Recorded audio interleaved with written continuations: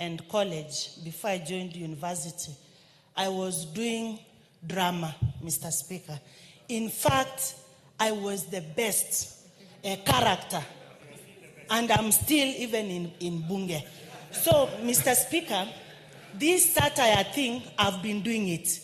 Then, there's a time they wrote on social media, I will just speak it because now this is the debate that we have before the floor of the House. Kisii woman rep on her way going to Kisii, she has been captured going for a short call. It was a lie. And then they put the photo there through AI. Then you want us to celebrate. That is what they are telling leaders, Mr. Speaker. There are countries that even don't allow WhatsApp, Mr. Speaker. We are misusing the power that we have for freedom. Freedom. I just have to continue, Mr. Speaker.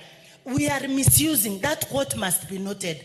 When you are in school and you are doing drama, you do even what if the examiners come and examine will help you to understand what is osmosis, what is photosynthesis. Not telling those learners, I saw the clip, Mr. Speaker, they are saying Zakayo must go. Where?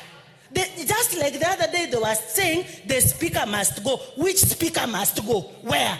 Mr. Speaker, if you had gone, who could be seated there, Mr. Speaker? We must think tough. Protection of our children, yes, we say, they must be protected.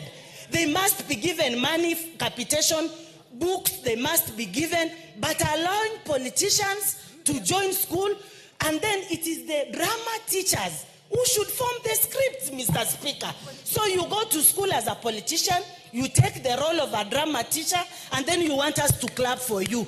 Tomorrow they are going to write bad things. I was to say something else.